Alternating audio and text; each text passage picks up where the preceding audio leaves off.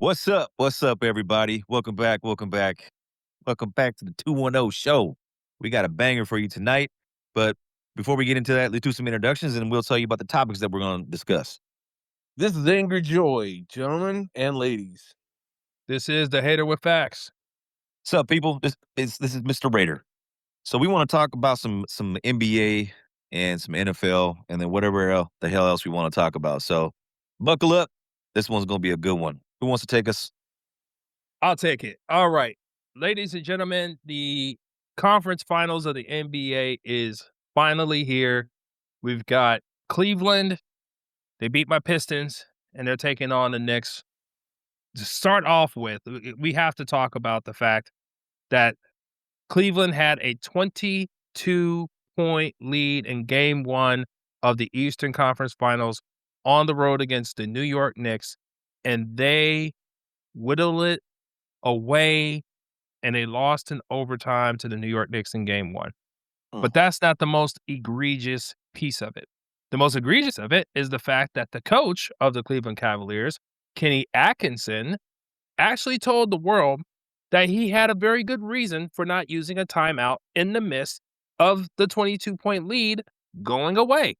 Oh, let's hear it. Let's hear it. This is awesome. This is yes. epic. Oh, yes. Oh, yes. So the question was asked, Kenny Atkinson, why not call a timeout? He says, I like to keep my timeouts. Well, Kenny, yeah. Kenny, Hold on. The of consequences very rarely arrives lubed. Okay, continue. That's all I want to say. Yeah, I really could have used this as a kiss my grits, but nah, this is more dummy of the week. Was he hoping to keep him for next year or something? I don't know, man. I don't know what his that's crazy. I don't know what his contract situation is. I didn't look that up, but I tell you what, if he ain't careful, if they end up being swept up out of here because of that dumb move, he had earned every bit of it. But not only him losing the 22-point lead with 7 minutes left to go in the fourth quarter, in the midst of that, James Harden was getting absolutely cooked by Jalen Brunson. It was like, I mean, you talk about like somebody like at the park and they know it's like, what they call it? Like I found the fish or whatever, right? You know what I mean? And they're like, yeah, come here. Let me cook you some more. And then he passed the ball over and there's a switch. And James Harden ends up on Mikal Bridges. Oh, I got 3 for you. Boom. Oh, another switch. Oh, it looks like it's Karl Anthony Towns. Boom, in your eye. Oh, wait. Bring it back to Jalen Brunson. Boom, in your eye. Like consecutive possessions. No timeout. Then they were down or they were up 4. Cleveland was up 4, less than a minute 30. They actually managed to get a defensive stop. They bring the ball up. And what did they proceed to do? James Harden decides to jack up a 3 with 10 seconds still on the shot clock. What ended up happening? Air ball. 2 wins. Jalen Brunson goes back down the court, cooks him again. I was like, and again, no timeout. So ultimately, like I said, they ended up in overtime, and the Knicks just took it over. They had no shot. Donovan Mitchell, who actually had a pretty good game, he, again, in the midst of this, did not touch the ball. It was all James Harden. You could really just put the blame on him and the coach of the reason why they lost. And right now, they're actually in the game right now, and New York is up 67-53 in the third. So I don't know what to say, gentlemen. Like, there's some dumbassery going on, and there's some things you just can't be explained. But what say y'all? Go ahead, Angry Joe, before I say some inappropriate shit. No, actually, I'm at a loss for words. Go ahead.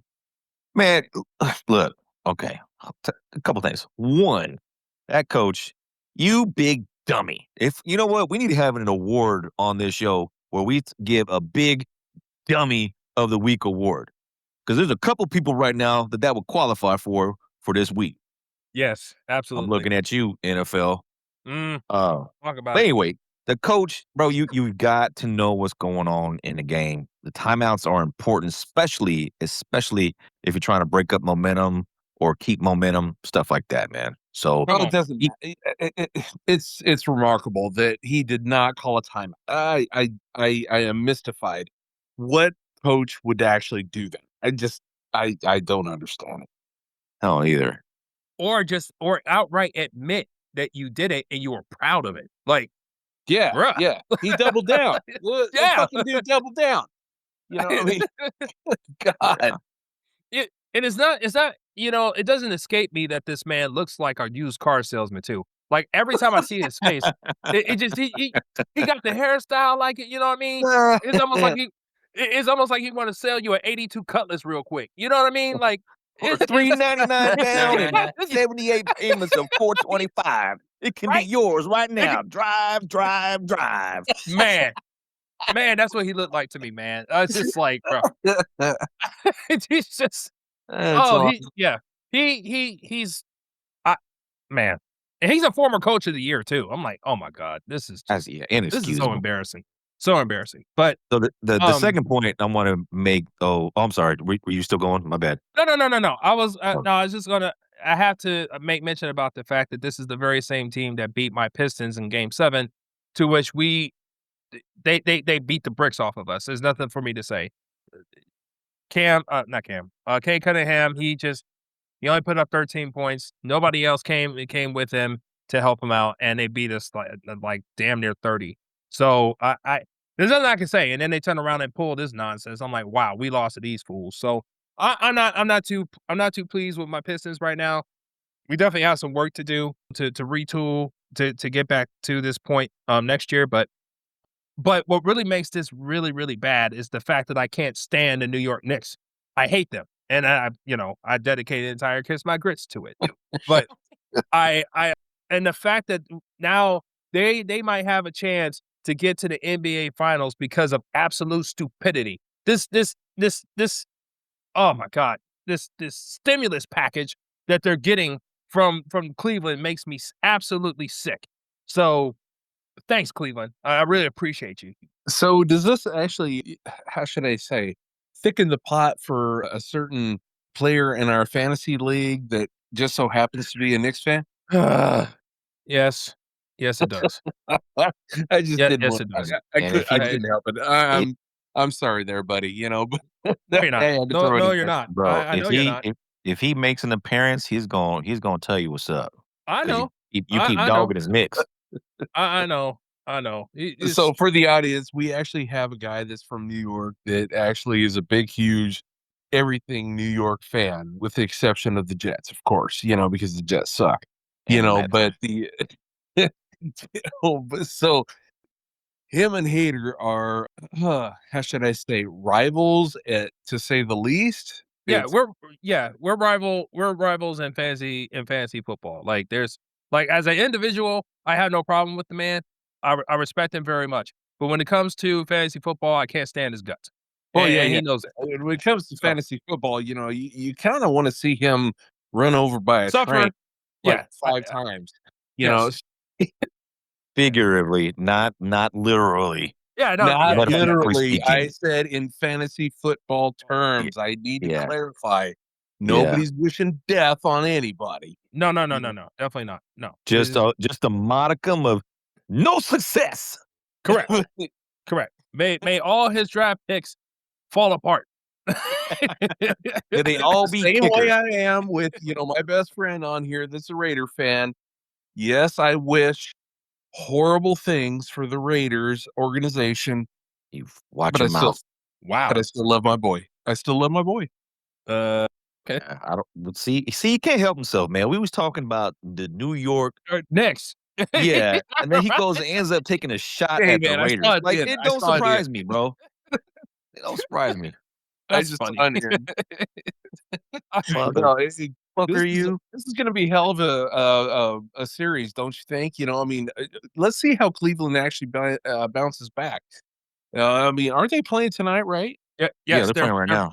they're playing right now and they're down 13. So there's that. Cleveland is. And Cleveland's down so 13. Yes. and that Cleveland is reminds down me. 13. Do you think that they're gonna Yeah. piss this one away? just box score watching right now, and I mean Brunson. Wow, they're losing right now, and Brunson only has 9 points. That's not good. Well, he has 7 in the 3rd quarter right now, so he's heating up. So he's Jesus. Okay, well, He's cooking. there's As a matter of fact, he's cooking Harden. great. Oh, great. So clearly, Yeah. Kenny Atkinson has chosen not to adjust at all. So, Well, okay, great. well, I just saw this play that just happened where James Harden, they switched and he was on Brunson, and then James Harden kinda, like, backed off him all the way and let the other dude pick him up. So he Oh my didn't want a god. piece of it at all after Oh he's my been god. cooked for 7 straight points. You know what? Let me I'm gonna say this right now, okay? James Harden has turned himself from NBA Hall of Famer to the dude at the Y. That's what he is. He's the old dude. He's the old Yeah. dude at the Y playing pickup. Because He can that's how still he bust your ass, though. I well, that's the thing. The old dude at the Y, he can't do that. He got some shots in him. You know what I'm saying? You go that particular Saturday, you know what I'm saying? He gonna hit from everywhere, right?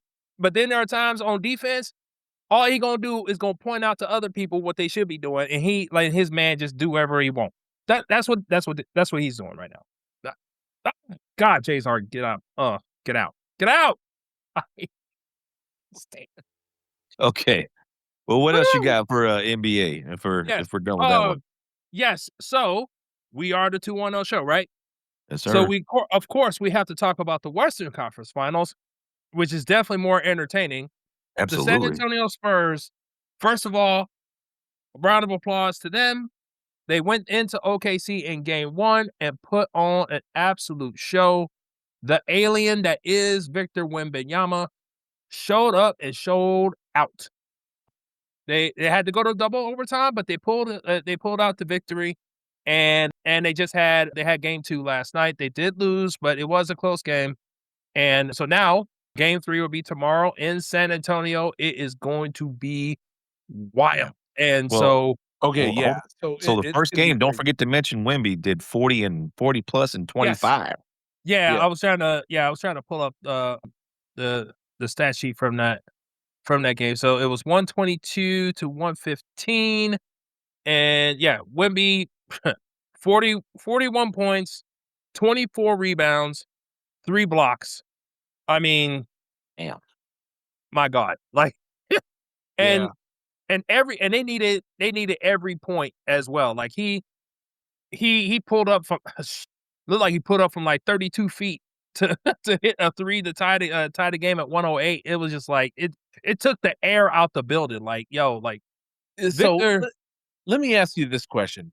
yes. Is it even an argument now at this point that Wemby is the best player in the NBA? Mm, I still think mean, it's Shea Butter, but give him another year or 2. See, I okay. can't even go there with shade right now. But no, I can't give him that title yet.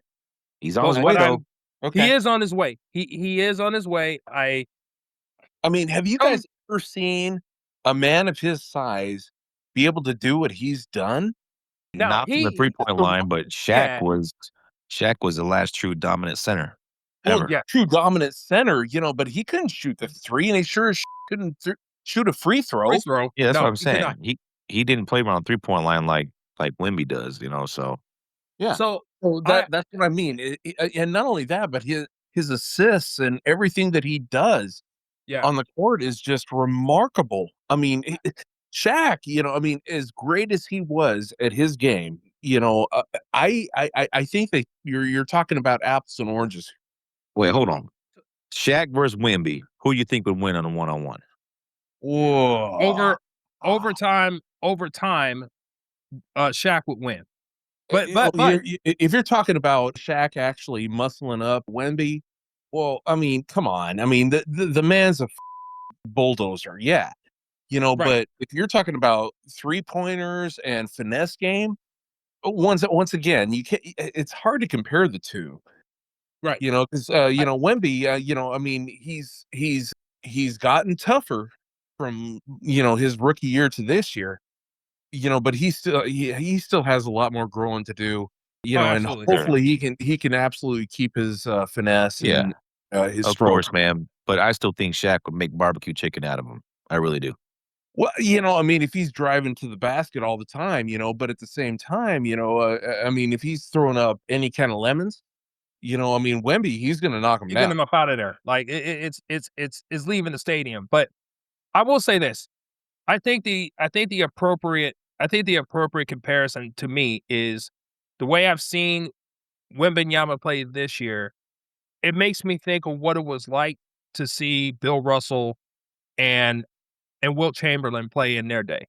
That's how Ah, I feel like this feels like, 'cause it's like impossibility. There's nobody else around him that can really, stand eye to eye, or very few, right? And he can literally do anything and everything, right? Yep. I That's agree. true. Um, I think Unlike Shaq, Shaq, who's he was a yeah, freak in his own way. He Yeah, right, changed the yeah, game though, bro. Hack a Shaq. yes. Come on. Okay, so I'm glad you brought that piece up, because it does, even though I'm still upset that Wembanyama is a Spur and not a Piston, but I find it ironic that it is the Spurs that are in this position. And what I mean by that is, it was the Spurs who basically invented Hack-a-Shaq. Yeah. They did it. It was in the playoffs against the Lakers where they deployed that. And it was also the Spurs when they were going up against LeBron when he was with the Heat, and in that final series, to say, back up off of him, let him shoot threes, right? And so they allow, or they are masterminds at making you play left-handed. And in game one, you saw it with Shea as well, because his big thing is efficiency. And he was like 7 for 20, I think 7 for 24 or something like that in game one, where he still ended up with 23 points, but it took 24 shots to do it, which is something that he doesn't want to do. And also too, the way they had their lineups, this is the first time where I've ever seen, like, you have a clear path to the basket and the only person is Wemby, and people immediately have make business decisions. They turn around. They turn around faster than a traffic jam on a highway. They are like, nah, I don't want no piece of that dude. Like, it's Yeah. so yeah. it's yeah. So his, like you're saying with Shaq and how he changed the game with his power, Wemby does too. Just with, like, he's a real stifle tower for real. Like, damn Rudy Gobert. I don't care what, whatever. Skip that dude. Well, This I is a can real tell you stifle tower also, for real. You yeah, you're know? absolutely right. You know, and not only that, but there's no love lost between OKC and the Spurs right now. Oh, and oh yes, Wemby and Chet. Can I speak on this one quick thing? Let's go. Do Just it. going back, Please. just going back to the previous series, right? And we didn't get a chance to talk about it, but it was the game four against the Timberwolves, where Wemby puts the elbow of all elbows to Nas Reese's head, right? Okay, so And I And loved it. to be fair now, a lot of people were sitting there saying, "Oh, that was incidental conduct." Oh, it no, was. it Oh, wasn't. it was No, no, He intentional. no, no, no, actually, no. no, he actually looked back and he put it on his Oh yeah, yeah, that was Sending a premeditated, in message. my that personal was opinion. Yeah, he Yeah, was sending a message. yeah. you know, I mean, he was just like he knew god dang good and well what he was doing. What he was doing. You know, Yes, he yes. knocked that out of that dude. Yes. Now I bring that up because Wemby ended up not getting suspended and he didn't get fined, which I thought was absolutely ridiculous and egregious. And the biggest reason why was, I knew, because Oklahoma City was waiting for the winner. And I'm saying, yo, Wemby, you think that if that's bad between what he did to Nas Reed, he absolutely positively grade A hates Chet. He hates Chet Holmgren. Every time he sees him, he sees, like, his mind explodes. Where He do you can't think that stand that comes man. from, dude? Where is that? Just because of So the lip, no, no, the no. lip lock, or It's what? no, no. It goes back to when they were, I guess they were teenagers, and they Chet was on the under 19, uh uh like the under 19 Olympic team or something like that for USA, and Wemby was on the team for France, and they played against each other, and Team USA won, and I think it was a close game too, right? And Wemby was so upset. He was so upset that they lost that game, and he's had that chip on his shoulder since. And at that time, a lot of the hype for Wemby wasn't there yet, but Chet Holmgren was starting to get a lot of attention when he was still in Gonzaga, and it was like, "Oh, man, he could be the big the stifling tall dude who could do everything. He could, he could shoot threes, he could put the ball on the floor, he could block shots and all that type of stuff, right?" And Mm. so Wemby's sitting over here across the ocean, and he's looking at all this, is like, "No, I know I'm better than that guy, and he's getting the attention I should be." So now they're both in the NBA, and he's showing now, like, "Yo, y'all thought y'all had something with Chet Holmgren, but the real man is here." And so he's just letting the whole world on notice, like, "Yes, I am that guy, and I can be that Oh, guy, and I want to be that guy." all right. So it's a pride thing. Yes, yes, very much so. I Um, like it. I yeah, like it. but No more of this yeah, buddy It's buddy. kind of that no, breeds rivalries, though, don't you think? yes, yes, Yeah, that's what we need. No it more is. of this players leaving teams to go join up with each other. Like I want to see some rivalries. Yeah, You know? I Yeah, agree. yeah. Well, I the NBA rules with the cap and stuff like that, they definitely have nixed that all together. Like you can't do it anymore. So unless they change the rules again, but I doubt they do it. But I will say that the biggest thing too, just going back to game one against OKC, the fact that the Spurs still won the game despite the fact that Dylan Harper had I'm not Dylan Harper. Stephon Castle had 11 turnovers in that game, and then he had another 9 turnovers in game 2. So that's 20 turnovers in 2 games, but they still managed to get 1 game from in OKC. Like, Yeah. that says a lot, and De'Aaron Fox hasn't played yet. Well, and So not Nope. only that, let's go to game 2. Okay, yes. so the Spurs did not exactly play a bad game. No. They actually were, let's see, they were 49% in free goals, Yep. and then they Field goals, were yeah. actually 40% in 3 points. Yep. That's pretty Yeah. freaking impressive when you talk about it. And And then 88% from the free throw line too. they were 88 in the free throws.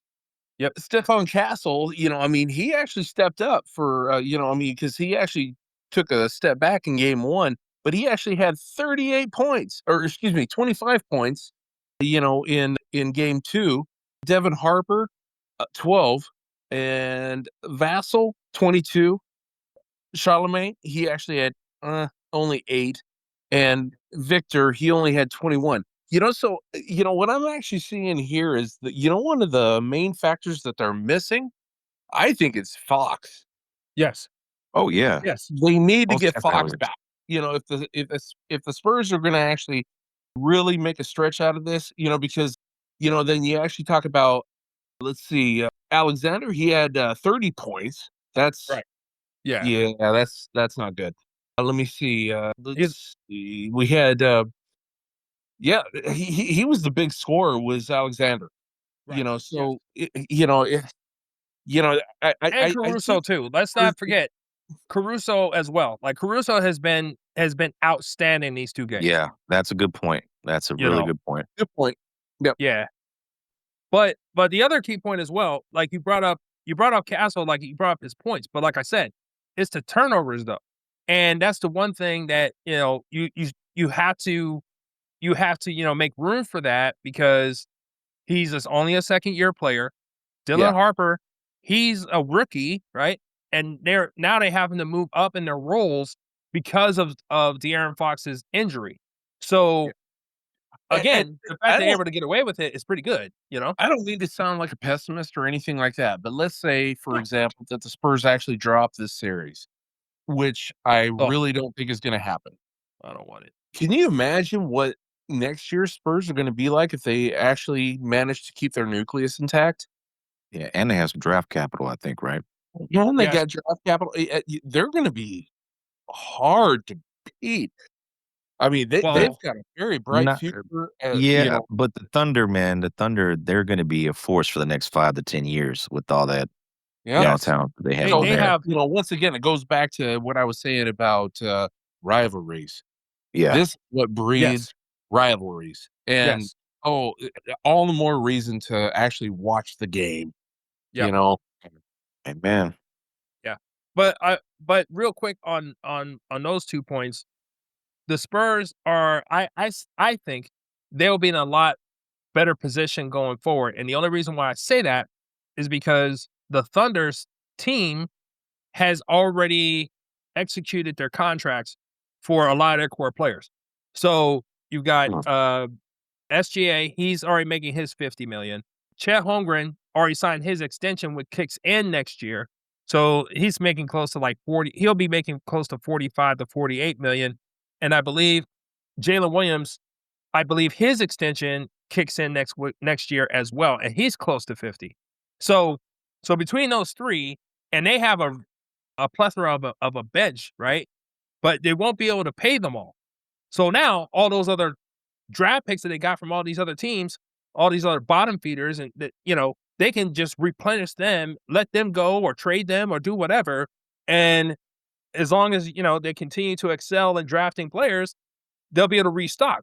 The only difference is they'll have to incorporate new blood and stuff like that. So it'll be a question of how long they'll be able to do that out in comparison to the Spurs, where they have their nucleus intact. They only had to bring in maybe one other player or something like that, and they can keep this thing rolling. So, but like you said, the rivalry is definitely here, is not going away anytime soon, and I for one are looking forward to it because I'm getting sick and tired of the uncomfortable conversations people are trying to have as far as trying to elevate SGA to some type of Hall of Fame level right now. I'm totally tired of it. I'm sick of it, and I need it to go away. So I need the Spurs to be good, and I'm I glad that know. the Spurs are good because they can provide a reasonable force for him to deal with for years to come.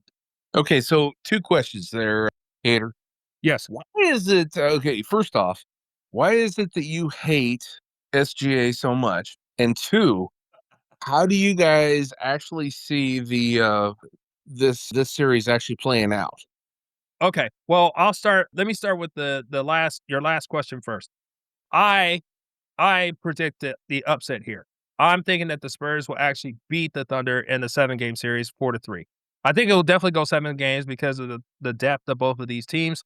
But I think because of what they are equally just as athletic and they can attack just as well as OKC can. But the one difference is when you're talking about Chet versus Wemby, it's Wemby by a mile, and it's being exposed right now. Like he can't get no more than 13 points in a game, which is definitely not enough if you want to keep up. Because right now, like I said, Alex Caruso is the only reason why they're actually still keeping pace with San Antonio quarter to quarter. So, Yeah, but I don't absolutely. expect that to last Considering the forever. fact that Chad is actually putting up 12 points, when Victor is actually putting up 40. Yes. So Yeah. yeah. Okay. And Fair he's not enough. even guarding a one-on-one. But Okay, now, so my take, on this one is the Spurs 6-2. 6-2. Or excuse me, you mean I 4-2. So you got him 4-2. in 6 Excuse me, games. 42. Excuse me, 4-2, 42. yeah. That's Yeah, cool. so you got him Okay. at 6. Yeah. Okay. All right. Yeah, that's fair. What about you, Mr. Raider? I got the Thunder winning game 7. Boo. Ooh, Boo. Yeah. Got the winner. Based off because like the first game, man, it wasn't a blowout. It was close all Yeah. the way through. So it's not like the Spurs are walking in there and just beating the brakes off of them. I mean, these are tight, close games. And I just think without Fox being on there, but he will be at the next game, kind of puts the Spurs at a disadvantage. I think that the Oh, you next think game it puts him in a disadvantage? Yeah, oh, without Fox being on for these past 2 games, yeah, I really do. Yeah, but if he's So back, then that should neutralize that, right? yeah, that's what I said. I know he's gonna be back for game 3. So game 3, that's not gonna matter, but hopefully Oh, he can come back 100%. right. Yeah, But yeah, if yeah. they lose another one of those players or one of their support players, man, Yeah. Thunder's bench is deep. Yes. I just Yes, they don't are. know if they can hang with them but they'll push it to a 7-game series, that's for sure. I Yeah, think that anyway. absolutely. Okay. I guess Um, find out in a couple days, how this thing is going to play out when it comes back to San Antonio. yes, Yep. sir. Anyway, so back to the Um, second question though. yes. So my beef with SGA. First of all, I think he is what happens when James Harden is replicated. And what I mean by that is his Oh, foul Damn. baiting, his foul baiting is irritating as hell. It's nerve-wracking. It's irritating. And as much as people's like, well, he's mastered it and stuff like that. And I agree, but it's also it's the same plane as how James Harden used to draw fouls from people, and it was absolutely ridiculous. And so the NBA had to change the rules as far as, if you can or cannot initiate contact and those types of things, especially on jump shots. Well, Shea, now what he does is, and it's so funny that me and Monster actually talked about this morning, but the thing about him is he's allowed to use his off arm to create space, which is something that you're not supposed to be allowed to do, but he does. And because of that, that gives enough space for him to get his jump shot without being blocked, especially for, especially for like a taller guy or something like that. He gives just enough of a nudge against the guy that he gets to get away with it without being called for an offensive foul, but also gives enough space to that the defender can't jump straight up to block his shot, or prevent Shea from seeing what he needs to actually get the shot off, especially given the fact that he's about 6'7", 6'8". So, so there's more of an advantage that he gains right now, and he's mastered it, right? So Yeah. Okay, so let me ask you this then. If that's the case, who's giving him that advantage? well, I hate to say it, but it's the refs. It's up to refs to call the game if they want to prevent those Well, of things from course it's the happening. refs, but why? He's again when you're Damn it, mastering Joey, you're things asking like too many questions. yeah, it's just like no, it's just like when you know how when you know how to get away with stuff as a when you're a kid, you know how to you know exactly what you can and cannot do to get away Yeah. with something from your parent, right? It's kind of the same thing with Shea with the refs. It's like he knows Well, how to manipulate the angles. He I knows when he suppose, goes, especially when he goes in the middle. When he's going to the paint, he knows it's crowded. So he manipulates it in such a way that unless it's very very clear and obvious that he's pushing off, he knows just how much he needs to do to still get where he needs to go and get what he wants without getting caught. So okay, so I'm just playing devil's advocate right now. sure, sure. So how is it that he's able to get away with it when other NBA players are not? That's a very good question, Angry Joy. I really have no idea because He's the I, poster for boy of the one, NBA right Okay, now. right, in artists, other yeah. words, he's the NBA. Whoa. Wow, I'm just saying, wow, what is he doing? Is no, he handed out special favors? What? no, no, Dang. no. I'm definitely not saying that. It's just that he just does things that Okay, allows we're gonna him have to edit to. that part out, right? Oh, 100%. Yeah. Yeah. Yeah. But it just allows him to get away with things right now. The rules have been set in such a way where he gets away with it, and he knows how to do it. That's all I can say. That's about as simple as I can put it right now. It's nerve-wracking. Other players, they like to flop and stuff like that. He doesn't necessarily do that, but he just knows how to get away with not being called for an offensive foul. That's his Okay. big thing. I got a question for you then. What would you rather have, the LeBron James floppiness or what he's doing now? And that's the What's other. the worst of two evils? And I think you know what? I'm glad you brought that up. I think that's why he gets away with it so much because he's smaller and he's what I'm saying, he's not like a huge hulking dude like LeBron is. LeBron is damn near a linebacker playing basketball.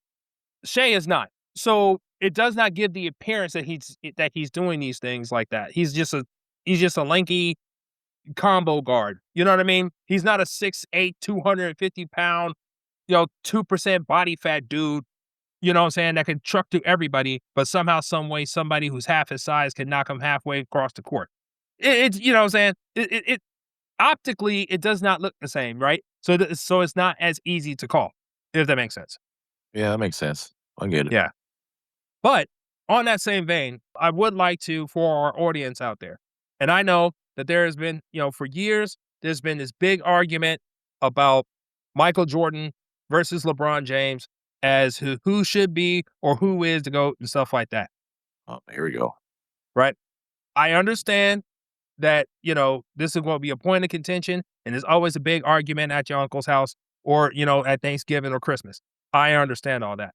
But allow me right now, as part of the Michael Jordan GOAT contingent of the 210 show, to allow a olive branch to be given to the LeBron James supporters out there, the LeBron James Protection Agency that exists out there, allow me to present an olive branch. And what I mean is this: we will always argue with each other about who is the GOAT and who isn't. And that is an argument I am willing to have until the end of time. But what we need to have as a collective is to point to every single Shea, Gilgis, Alexander, maple syrup, Canadian asses out there who think that he should be put in the Hall of Fame conversation in year 7, should be absolutely be thrown out with the bathwater and never to be seen again. Okay? It's absolutely ridiculous. I understand that people are trying to make these comparisons. It's stupid. It is stupid, and it should be outlawed in all of NBA talk conversations. It should not happen. And I'm going to present, and if I may, I have evidence that proves my point and proves my case. As we know, SGA just won his 2nd consecutive MVP. And people are now using this, especially as that people are just basically forecasting that Oklahoma City is going to win the championship for the 2nd straight time.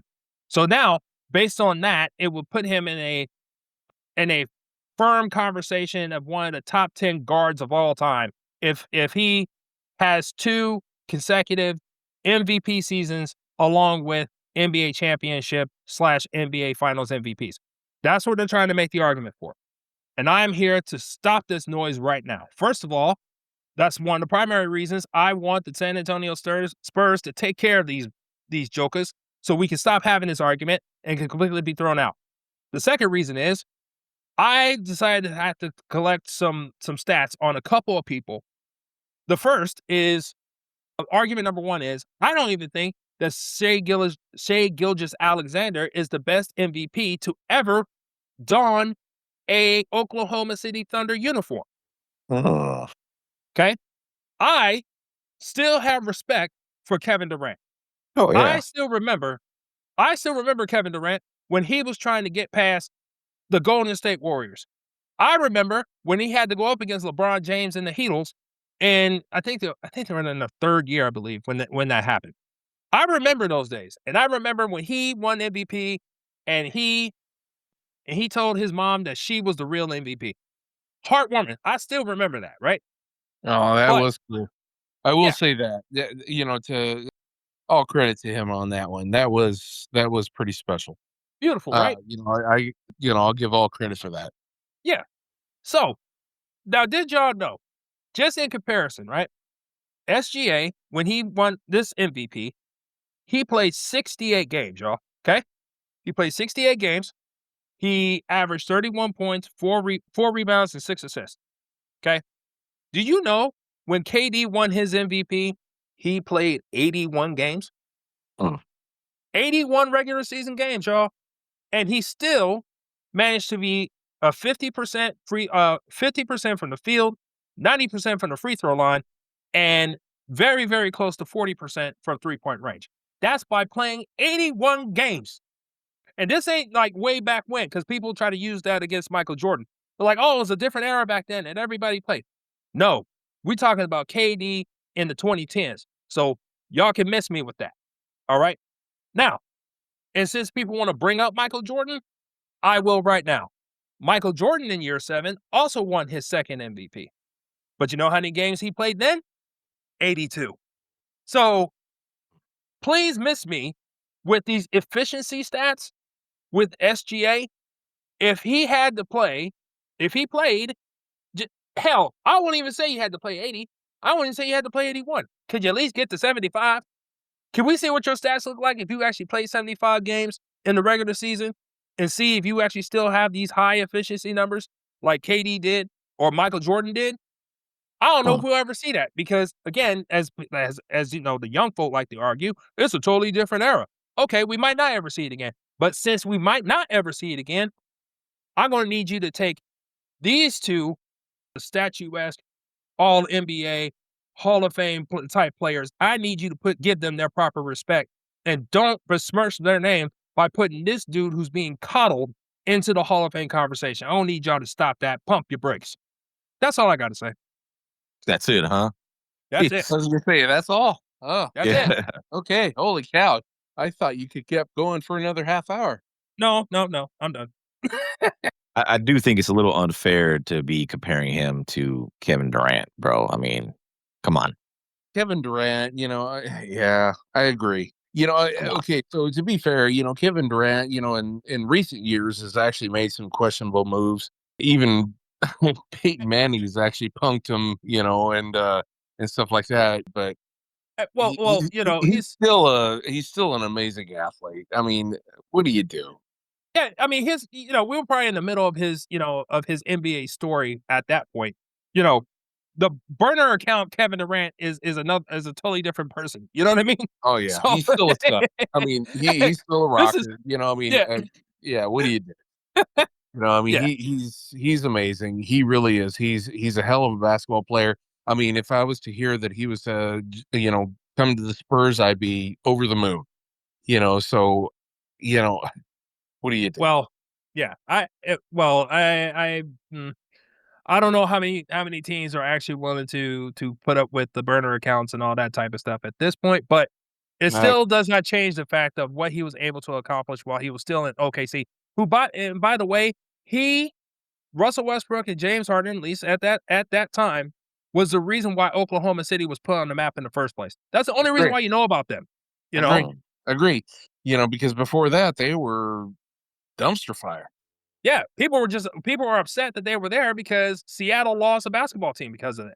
So Yeah, yeah, you know, absolutely, yeah. absolutely. So yeah, just So let's keep things in the I'm proper not a perspective. big Kevin Durant fan, but I mean, he's got my respect. Let's put it that way. Yeah, I mean, especially, with the whole thing that he did with his mama. I yeah, mean, come on, that was just class act. I yeah, mean, that was so cool. yeah. So but yeah, Yeah. but that's my olive branch to the LeBron folks out there. So please feel free, right? When we post this, when we post this episode, please leave a comment. Please let me know what y'all think, man.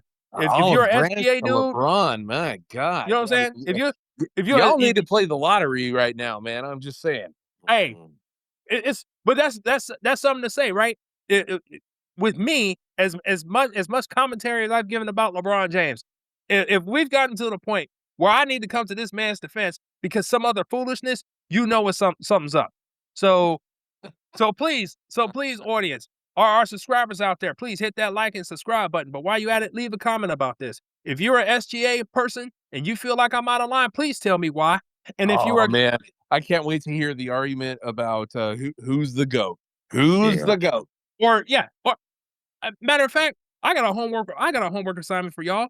Please let me know who your top 10 guards. It ain't got to be point guards.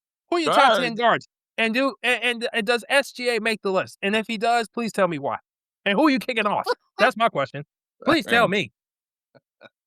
All right, next topic. Yeah. Yeesh. All right. Well, I guess we're moving on to some NFL. Angry Joey, I think you got something you want to say on this? Well, I was kind of tendering on just going about Rasheed Rice and what the heck is his problem? Mm. Tell me more, sir. Oh, for the love of God. This okay, so this guy, he was actually he he actually broke his parole, right? By getting high again in the same state that he actually got busted on in the first. And so he's getting thrown in the locker for 30 days while getting up in the knee. So he's actually going to be having to do his rehab in jail. It's not exactly the best of conditions. Man. So my question is what does Kansas City do with this guy? Do they cut him? Do they trade him? Or do they keep him? I am mystified. I mean, as a Bronco fan and you as a Raider fan, you should be over the moon over this. But at the same time, what is this kid thinking? And not only that, but let's not forget the fact that he's in his fourth year contract, or excuse me, his fourth year. So he's Yes, still that's on a factor. rookie deal. I mean, and so he's missing out on his big contract. What in the blue hell is this kid thinking? Yeah. Thoughts, gentlemen. I'm just, I don't know. I can't account for such stupidity. I just don't know. I don't know what to think about this dude. You know, I'm thankful for the fact that he's not a Bronco. I mean, because I can tell you right now, he'd be long gone by now. But at the same time, you know, what does Kansas City do at this point? Because I mean, their locker room is sparse at best when it comes to wide receiver. You know, Well, let's remember remember as well that this is 3 consecutive years of him having run-ins with the law yeah, in some form of Yeah. fashion, right? Yeah. So 24 is when he got in trouble for going 119 miles an hour on a Dallas highway with his buddies, causing a wreck, and then running away. So that's what got his 5 years probation in the first place. Mhm. Then he follows that up with a, situation that he had to go to court for. He was found not guilty on that, but and he didn't get any trouble with the NFL as well. So a lot of people's like, oh, he'll turn over a new leaf, all this other type of stuff. And one of my biggest comments at that time was, just because the NFL said he wasn't guilty does not mean the state of Texas would be done with him. And it was only a matter of time. The following year, okay, and this is after coming off an injury last year. Now he gets busted for weed. Now, Mr. Raider, now I know Nah. you're an aspiring person of the law profession. Can you tell me what you cannot do when you're on probation? Drugs. Yeah, that's what I thought. So so so I'm pretty sure that the people that oh are close man, to this man, man's you circle, hammered that quick. yeah, you can't smoke, you can't drink, you can't do anything when you're on probation, and you're on probation for 5 years. So I know that his agent, at least one of them, or the agency itself, probably kept in mind, like, sir, we want to do right by you, but we need you to do right too. But he just can't help himself. It's just ridiculous. It's totally ridiculous, man. And oh, by the way, Angry Joy, just to answer your question, he's in the final year of his rookie deal. Yeah, So exactly. yeah, Well, my concern Yeah. is like, So why are you so sacrificing Kansas millions of dollars for marijuana? I just don't get it. Why man. can't you do it in the off season or wait till you retire? Like, there's so much money at stake, man. It's just dumb to And me. that and Yeah. that's what makes it so bad, right? Because you're already on the NFL's radar because of what you already did. So because of that, that's gonna make you even more susceptible to what? Drug test. Yeah. Even with your job, they would tell you, "Hey, you need to keep your nose clean." So it's like, just So this is small idea, man. this is what I'm picking up. Okay, this is a stupid son of a bitch.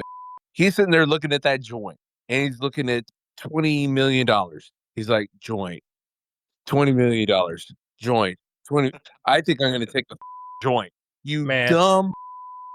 man. You know what in the hell are you thinking? I mean, just take Yeah. some CBD oil, bruh. Like, just do that. Like, don't you Yeah, ain't got to get either the that whole or real put thing, man. yourself asleep till NFL playoff time. You know, Jesus, like, yeah.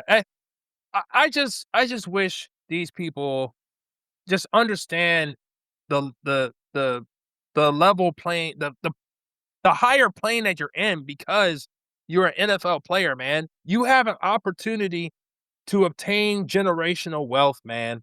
You have that in on your hands. You have that in your fingertips, and you're literally gonna let something else that goes on your fingertips to let it fall waste away. Like, Yeah. come on, man. Come on, man. Please do better out there, please. I mean, Yeah. You need to do better. let me get this straight. I mean, so I know I have my picadillos and stuff like that, but at the same time, I also don't have 10, $15 million staring me at the face to actually shy away from my picadillos. What in the hell is this guy doing, man? I just don't get it, guys. I don't get it either. I am totally mystified. I mean, I guess, I mean, you could chalk it up to youth experience, but that's a hell of an experience. Man. I mean, Uh, I was young once too, but I didn't have that kind of opportunity. but okay.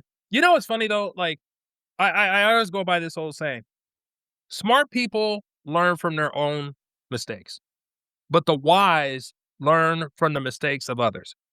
If you are a NFL player and you have seen the likes of, I don't know, Josh Gordon and I can't think of some of the other linebackers, that could have had prominent careers but got cut short. Oh, what was that kid from Blackman from Jacksonville? Yes, yes. Even, I don't want to put him all the way in this category, but even Odell to some degree, right? Oh yeah, most definitely. Not necessarily running Yeah. with the law per se, but like, just little Just things, stupid it's just, mistakes. yeah, Even you know, Zeke for that yeah, matter. yeah, yep. But it's just countless examples of like, if you're not, if you're not walking right, if you're not doing what you need to be doing, if you're not focused on the right things, it can be taken away so quickly and needlessly, right? That's Yeah. that's what that's what, just enrages me sometimes. And I hope that, like Wouldn't you Puka, say that it's kids like that that actually separate them from the likes of, oh, how should I say? The name that comes to mind is Christian McCaffrey. Mm. yeah, I mean, somebody that's hungry, somebody yeah, that really, really, Jalen Waddle is another one that really comes to mind. Somebody that really, really is hungry and angry for it. I mean, some of these kids that just really, really want to thrive. Aaron Donald yes. is another one. Oh, I mean, there's countless many. JJ Watt. I mean, you can go on. That they had plenty of opportunity to fuck up, but they didn't. They actually, chose the right trajectory, made the right life decisions, and look at where they are now. They're in the Hall of Fame, and they're multimillionaires. hey, I got one Yeah. better for you. I got an even better example. Calvin Johnson. Oh, You know what? You know what most Calvin definitely. Johnson?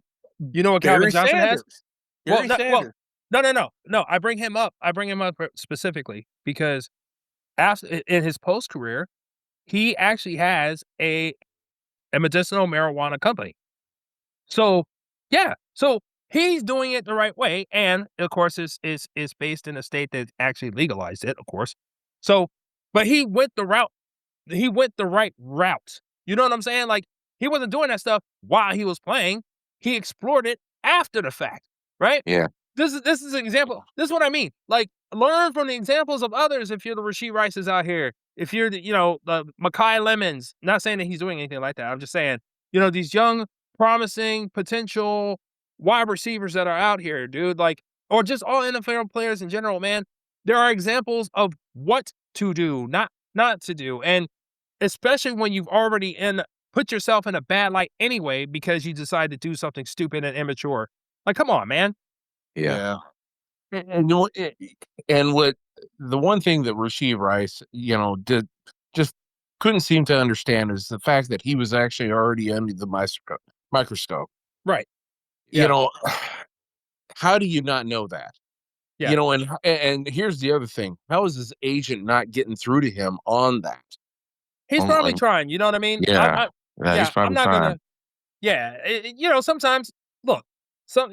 Like you said, you're just barely. Your early 20s. You've now been showered with money, the most money you probably ever seen in your life, and you just going all to the wall basically, right? Yeah, You, well, do you think that if this some folks one can't tell you nothing, you know what I mean? yeah, but a up like this could actually cost you your career is the Yes. problem. And here's what makes it worse, Angry Joy. You got busted while OTAs and minicamp are about to start. You know what I'm Yep. saying? Like, come on, man. Like, just like you said, like timing is everything, right? If you're going to do something like that, if you're going to do it, and Kansas City did not make the playoffs last year, and you were hurt, you had between I'll say New Year's, Valentine's Day, St. Patrick's Day. You probably had to around that time to get all your green out. Get it all out. Yep. But after that, And clean and sober, man. Just be clean and sober after that and lock in, you know? But nope, can't do it. here's the other question. So I wasn't following Kansas City's draft, But didn't they shore up their wide receiver room just a little bit? No, I didn't think they did. I think no. that they were actually going after cornerback, if I'm Yes. not mistaken, right? They moved up in the draft to do Yeah. it. They were drafting at 9, and then they decided to move. They trade up to 6 to get Mansour Delane out of LSU. Which, That's right. yeah, That's I thought it was a mistake at that point, and now it looks even worse because they had the opportunity to get. If they were going to trade up, you would have thought it was somebody like Jordan Tyson or something like that.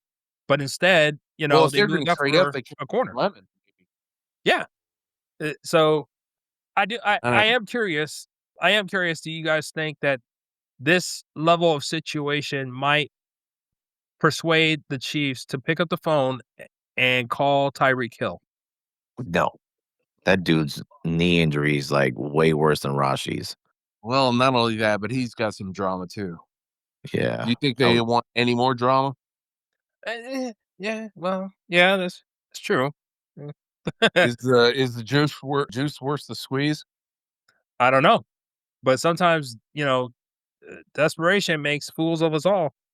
Ugh, if good anything, I point. see them trading for AJ Brown or something. AJ Brown. If they're that Oh, desperate. oh man. Oh, to totally screw over the Patriots? Yeah, they might do Yeah. that. Let's ask Better Diane not. Rossini if she has any insight. All right. That joke ain't never going away. I'm sorry. No, it's not. All right. So the only other thing that we actually have going on is the NFL draft situation, and where we think that teams are going to end up as far as placement within their divisions. But that's another pod altogether. Yeah. So I Yeah, have nothing left, guys. we're coming up on 1 hour. Do you want to move on to Alamo Minute and Kiss My Grits, or do you have anything else?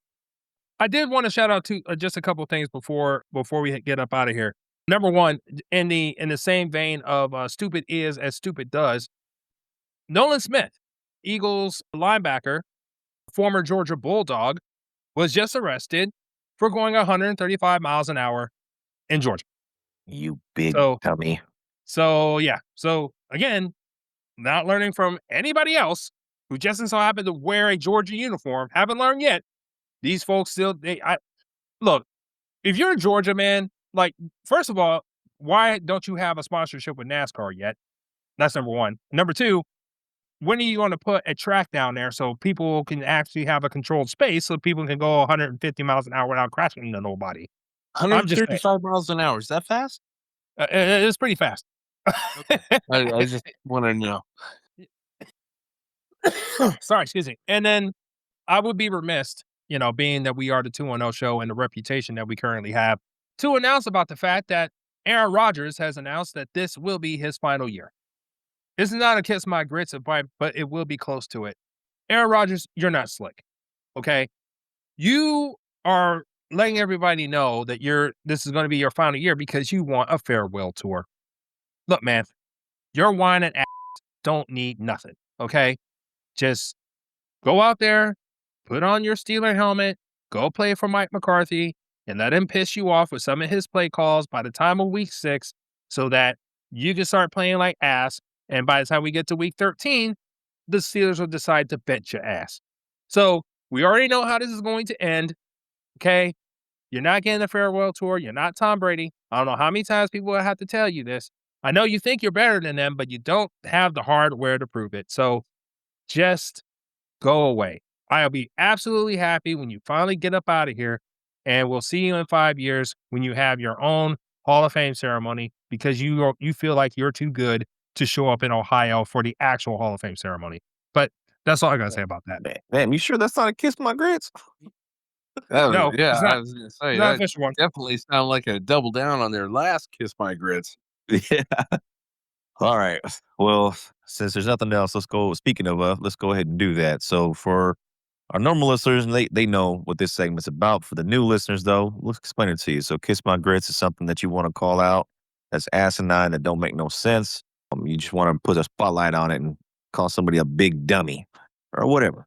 The Alamo Minute is the opposite of that. It's something positive, whether it could be a business, a place, or something you saw that you think deserves a shout out. that's the time to do it. So, but without further ado, I'm gonna turn it over to Hater of Facts. First, do you have a Alamo minute or a Kiss My Grits or both?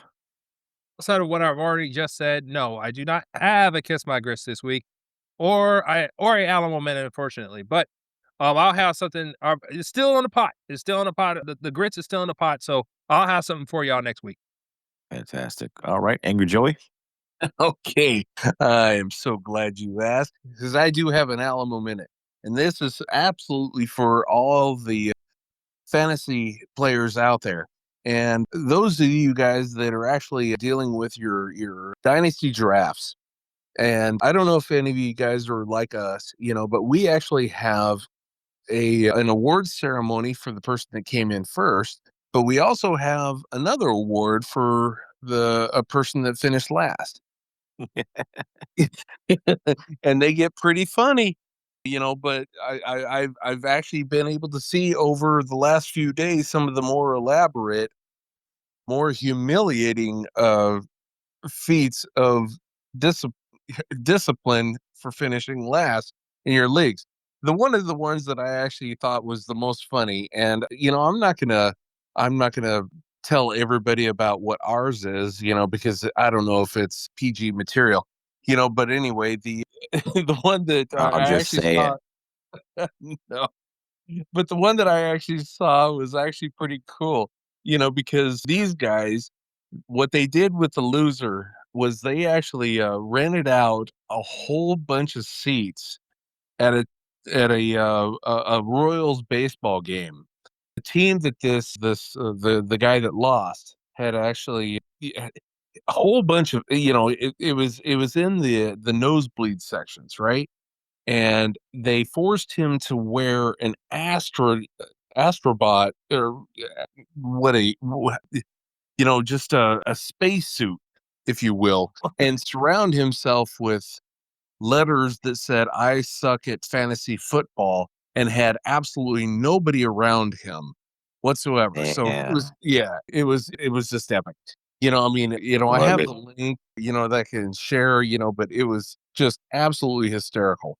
And we've been together for so long that, we've come up with some good picadillos, but this one was really, really funny, and it must have cost him a good amount of money, because there was literally Worth it. nobody around this dude.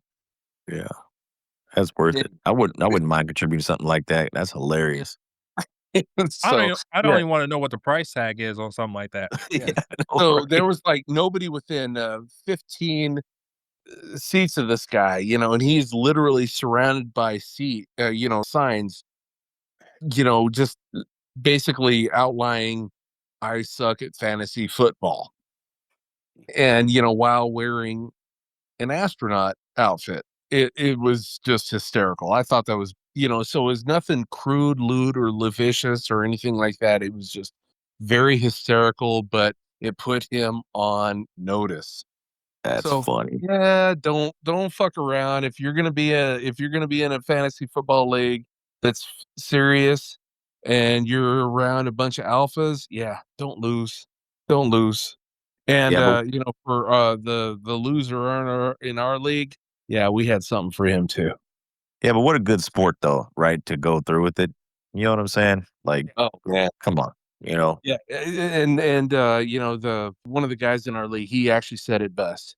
I mean, whatever price tag you're actually playing, if or paying, it's, if it's 50, 60, $70, even $100, it's a year long entertainment. You yeah, know, it it's it, and if it's the best if you're surrounded by friends. Yep. So absolutely, You anyway, know, so absolutely. I am most looking forward to this next fantasy season. I love being around my boys, and we just have a really good time. So kudos and 2-0 shout out to all you fantasy football players out there. All righty, I love it. Well, I don't have a Kiss My Grits or an Alamo Minute at all, so I am good. But so I guess, fellas, this wraps it up. What a banger. yes. If y'all want to get a hold of us or interact with us, the Hater with Facts can put you on game. That's right. If you want to catch us in podcast form, we're available at Apple, Spotify, and Overcast at D210 Show. If you want to catch us on YouTube, we're at D210 Show Pod, and we would love it if you stop in. Please tip the bartender on your way out by hitting that thumbs up button or just leave a comment. And like I said, I'm putting a challenge out there to any of you SGA lovers out there. If you exist, please let yourself be known because I would love to engage in some commentary with you. And if you are part of a fantasy league and you got a good punishment you would love to share, please tell us. We love to hear that, and probably may snatch up an idea or two. Also, Absolutely. please leave that thumbs up button, please, and hit that notification bell. So when this pod drops, it will hit your inbox real quick. And so we appreciate all. Currently, we're still at 25 subscribers. We appreciate each and every one of you, and wherever you are. We understand that we are worldwide, and we absolutely love it. And please share this podcast with a friend. We love to spread the word that we're just five San Antonio dudes just loving sports, and we just love to talk about it. So yeah. So please engage with us. We absolutely love it. Awesome. All right. Well, thank you everybody for listening. We appreciate it. We love y'all. Take care. We'll catch you next time.